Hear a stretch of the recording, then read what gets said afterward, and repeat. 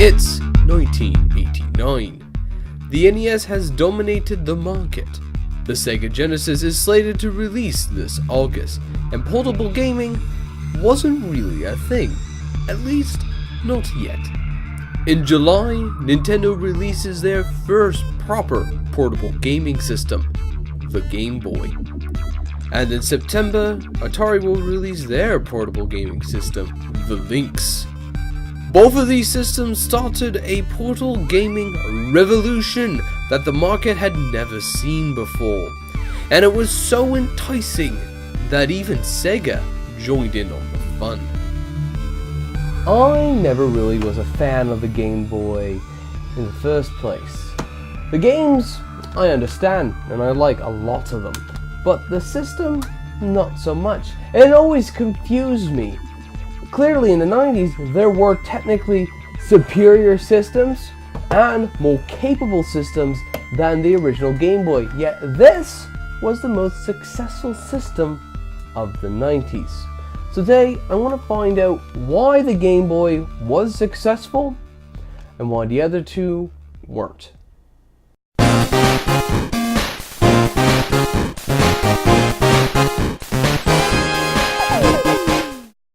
Check out Robotopede from us at 16-Bit Games. It has classic arcade action and it's available for free on Android and iOS. Check it out today. Let's start by taking a look at each system individually to get a feel for what the market was like. This is the original Game Boy. It was the best-selling portable of the three, totaling approximately 60 million units before the launch of the Game Boy Color in 1998.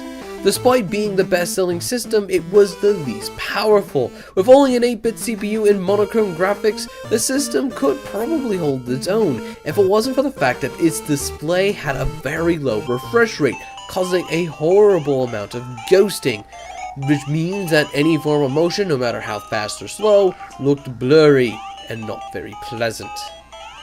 But despite that, it had a very low price point, which made it attractive to consumers. And throughout the 90s, the price dropped to about $60. The games were also cheap. Most Nintendo-made launch titles were only $20, and the most expensive games that I was able to see within the Game Boy's early lifespan was about $35. Although, it's worth noting that the games did get more expensive the longer the Game Boy was on the market and the more competitors were being dropped out.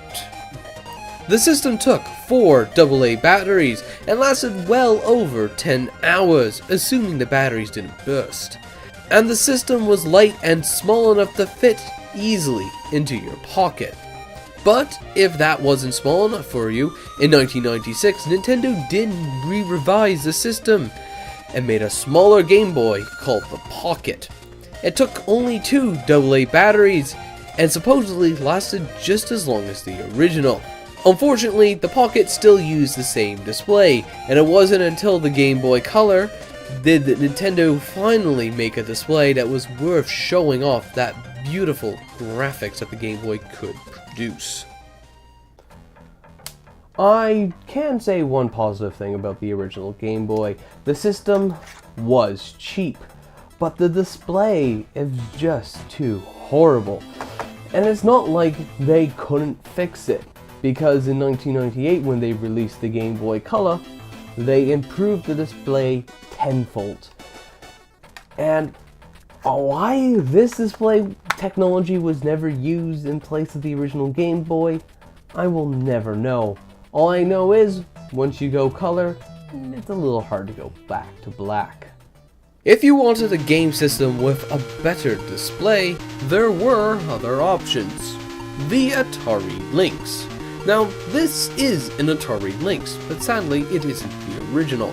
This is the Model 2 Lynx released in 1991. This, however, is the original Atari Lynx released in 1989. It had a retail price of $180, which was double the original Game Boy's price. And they did try to reduce the price down to $169.99 in 1990, but it was still very expensive. Just for comparison, the original Nintendo Entertainment System was only $100, and the shiny new Sega Genesis was only $190. On a positive note though, it was the most powerful system at the time. It had a 16-bit CPU, and it was the first portable with a full color LCD. And with the release of the Atari Lynx Model 2, it got a reduced price tag, down to $100, which meant that it was competitive with the original Game Boy for at least a few years before it got its own price drop. And it was the only game system that was ambidextrous. But sadly, none of this really helped sales, and at the end of the day, it only sold 1 million units. So, for every one Lynx system sold, 60 Game Boys left the store shelves. And it got worse. Hardware-wise, the Lynx was a thirsty system. It took 6 AA batteries and it only lasted 4 to 5 hours. And what made it worse, the system was absolutely massive. With the addition that its games cost anywhere between $39.99 and $49.99, it was the most expensive portable system at the time. I do like the Atari Lynx. It is an absolutely amazing system, technologically impressive and advanced even at the time. It took Nintendo nearly a decade to go and even compete against it with the Game Boy Advance. That's how impressive this console is. And for me, it's absolutely perfect. The only real problem is, it doesn't really fit in my pocket. But if you wanted a color portable that can fit in your pocket, you had an option if you were willing to wait for 2 years. The Sega Game Gear. The Game Gear was a latecomer into the market in 1991, but because of that extra time, Sega was able to work some magic into it. You see, the Game Gear wasn't just a watered-down Sega system like the Game Boy was a watered-down NES. The Sega Game Gear was actually a portable Sega Master System, and with the right adapter, you can actually play Sega Master System games on the Game Gear. Since the Sega Game Gear did use Master System hardware, that meant that it wasn't as powerful as the Atari Lynx. But it did have an edge over the Game Boy, especially with its color display. If consumers were willing to pay the $150 US asking price that the system was asking for at launch. And in 1991, it was more expensive than the Atari Lynx and the Game Boy. What's worse was, like the Lynx, it used 6 AA batteries, and it only lasted 3 hours, 1 hour less than the Lynx. So you might think that the Lynx is a better system, but you'd be wrong. The system was a lot smaller than the Atari Lynx, so it can actually fit into a pocket. And the games were a lot cheaper, costing between $20 and somewhere around $40.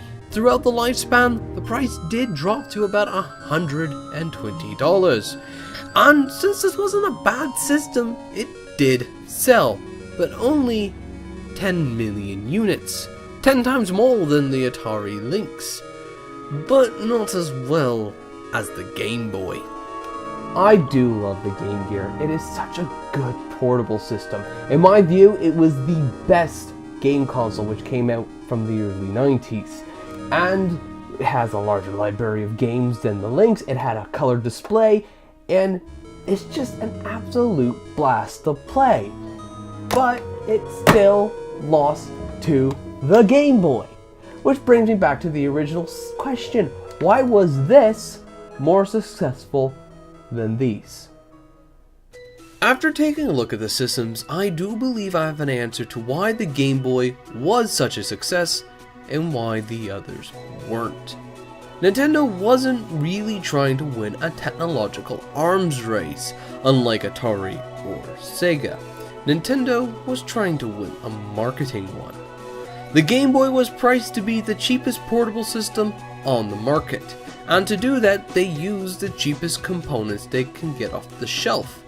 As a result, the system was cheap, very cheap, and the games were also cheap. On top of the low price, the battery life was also very important.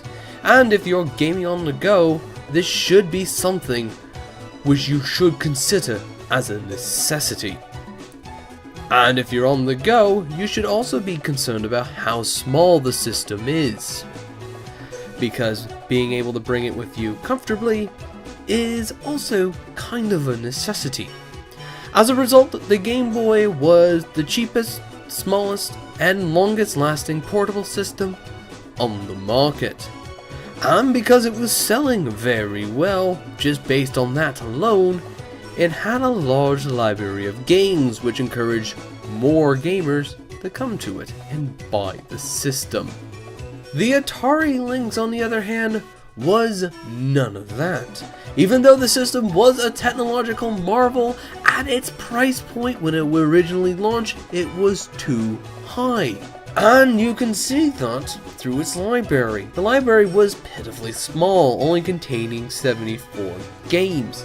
Its battery life was abysmal, and its size was far too big for any pocket. By the time Atari did drop that price, it was already too little too late, and the Atari Lynx just faded into obscurity. The Game Gear fared a little better, but still couldn't live up to the Game Boy's performance. The Game Gear did have a larger library of games, totaling 35 titles at the end of its launch. More titles than the Game Boy had at the end of its launch, totaling 6. But this wasn't 1989, this was 1991, which meant that Nintendo had 2 years of market penetration. As a result, the Game Boy had 157 titles by the end of 1991, and 91 of them came out that year. Add to that Nintendo had exclusive rights to all games on the Game Boy made for 2 years, and as a developer, making games for the Game Gear seemed like a really bad proposition. And you can see that. Just take a look at Capcom or Konami. They didn't publish a single title on the system. Sega tried to compensate for this by getting the rights for Disney games, but at that point it was already too late. Nintendo had a 2-year head start, and the Game Gear was too costly, too big, and it had an unquenchable thirst for batteries. In my view, the Game Gear was impressive, and unlike the Atari Lynx, it did carve out a small chunk of Nintendo's market. But it was truly too little too late, and the Game Gear faded into the pages of Sega's history as one of those better performing hardware. But it was the Game Boy, though, that was truly the best system of the 3. After taking an in-depth look at the original Game Boy, I have grown to respect it a lot more. It's not my favorite Game Boy system. In fact, that's the Advance, and the color still outdoes it because of its superior screen, but it isn't the worst anymore. I don't mind playing it, and it has the most impressive library of the 3 systems that I looked at. And most importantly, it set the frigging standards for how portable systems should perform. These things should be cheap. They should be small enough to actually carry around in a pocket. And most importantly, it should have a freaking huge battery life so that this thing will work not only today, but sometime tomorrow. And that is why the Game Boy was completely successful and was capable of dominating an entire market. But anyways, thank you guys for watching, and take care.